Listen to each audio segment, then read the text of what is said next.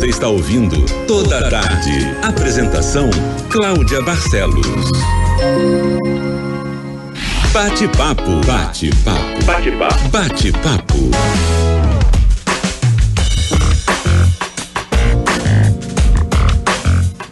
Estou aqui agora com João Cândido Portinari e hoje é a abertura da exposição de Portinari Raros. Boa tarde, muito obrigada por ter cedido esse tempo pra gente aqui, a Rádio Roquete Pinto. É um grande prazer para mim, eu sou um fã da Rádio Roquete Pinto há tempos imemoriais, então é um prazer falar com você. Bom, essa exposição, na verdade, ela é mais uma realização de uma parceria que eu tenho com o Marcelo Dantas há muitas décadas. Essa parceria com o Marcelo é uma parceria que já tem uns 35 anos. Quando eu o conheci, ele era um rapazinho ainda, que tinha um estúdio em Copacabana, na Siqueira Campos, já era magnetoscópio.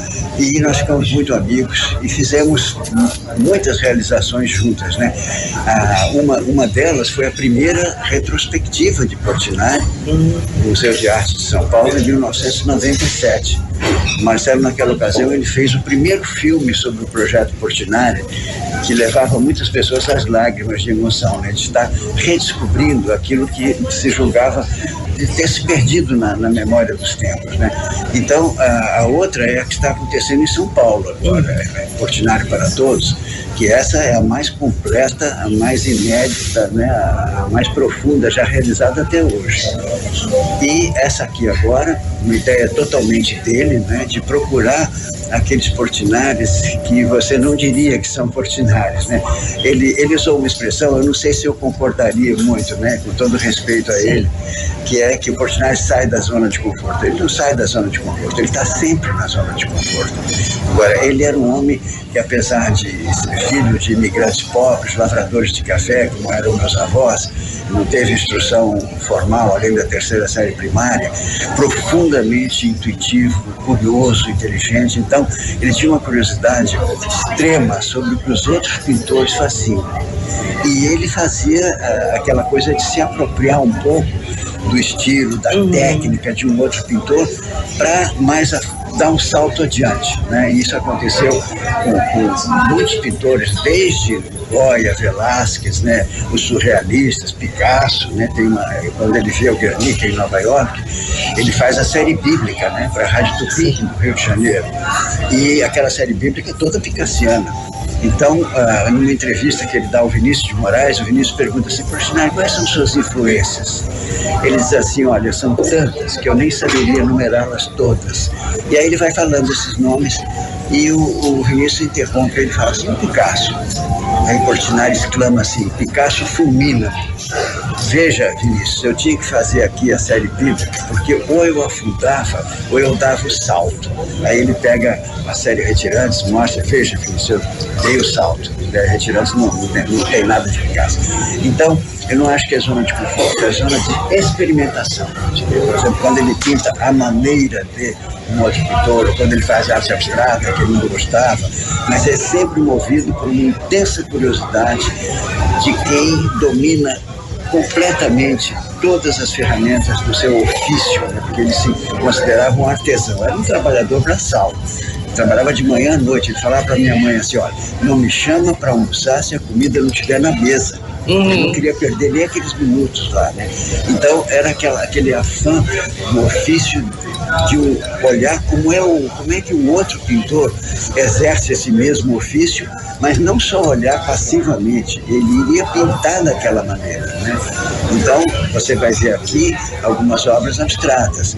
E tem um momento em que o Portinari diz assim: eu não entendo por que as pessoas ficam falando que um quadro tem que ser ou abstrato ou figurativo. Ele pode ser as duas coisas ao mesmo tempo. E aí o projeto Portinari localizou duas obras que nós não conhecíamos, evidentemente, e nos pareceu que eram abstratos. Então a gente deu o nome Abstrato 1, Abstrato 2.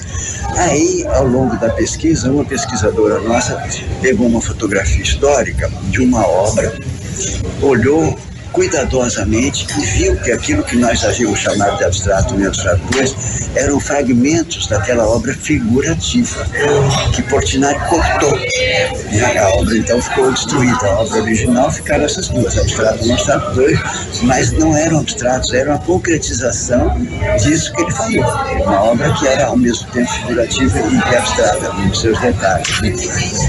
O próprio painel de azulejos aqui da Avenida Graça Aranha, né, do prédio do antigo Ministério da Educação e Saúde, você olha para aquilo e diz assim, Portinari não fazia abstrato? Como é que isso aqui é abstrato? Não é abstrato. O ministro Gustavo Capanema, quando ele começou, pediu a ele que representasse a origem da vida. Então ele fez uma célula, um núcleo ali. Quando você olha, tem aquele formato da célula, um núcleo, e representou cavalos marinhos e conchas, que são formas primitivas de vida, né? Então, por isso que é importante o conhecimento, sabe, Cláudia? A gente realmente adentrar, aprofundar, né, a trajetória daquele artista. E o Marcelo fez isso com ninguém, ele é um gênio, né? Eu considero ele um gênio.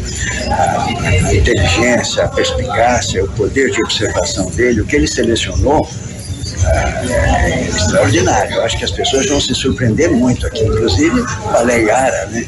Balé Yara é uma coisa assim fantástica, eu não sei como é que se perdeu na memória dos tempos. Um balé brasileiro, inteiramente brasileiro. Música de Francisco Minoli, libreto de Guilherme de Almeida, 40 figurinos e 5 cenários de Portinari. Esse balé, em 1943, em plena guerra, na Segunda Guerra Mundial, ele foi apresentado no Metropolitan Opera House em Nova York e conta a história que ficaram aplaudindo longos minutos de pé, o teatro inteiro. Você já tinha ali Os Retirantes, que ele ia fazer um ano depois, né? Isso era 1943, e a história não podia ser mais atual, porque a Yara é a deusa das águas e é a história da luta dela com o Guaraci, que é o sol. Então todo o folclore brasileiro está ali. E o que isso significa, na verdade? A seca do Nordeste é o meio ambiente, é o problema climático que a gente está vivendo intensamente hoje. Portinari, ele tinha uma coisa premonitória. Os Retirantes, quem diria que nós estaríamos com 33 milhões de brasileiros passando fome? Está lá, de 1944, Guerra e Paz. Guerra e Paz. Né? Agora nós estamos aí de novo em guerra, até com a ameaça de uma terceira guerra mundial. Guerra e Paz é um grito pela paz. Né? Então eu acho que essa expedição é de uma rara felicidade nesse sentido, não uma joia, assim, que foca uma coisa muito específica, mas ela vai certamente fascinar o público. Que bom. João Cândido Portinari, então, por favor, convida os ouvintes aqui da Rádio Roquete Pinto para virem assistir e surpreender com Portinari Raros. Bom, isso é um prazer enorme para mim, Cláudio, porque, como eu disse a você, eu sou um fã da Rádio Roquete Pinto e, portanto, por extensão, sou um fã daqueles que ouvem a Rádio Roquete Pinto. Então, vocês todos se sintam convidados, vai ser uma honra, uma grande alegria para nós acolhê-los aqui. Muito obrigada. Foi um prazer falar com você.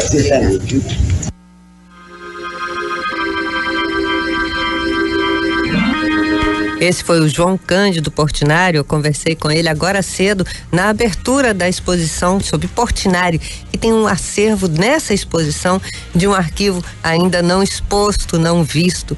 Tá incrível, gente, vale a pena dar uma olhada, vale a pena, gasta uma tarde que tem muita coisa legal para você ver. A exposição tá aqui no CCBB, no Centro Cultural Banco do Brasil, na 1º de março, 66, e é de graça.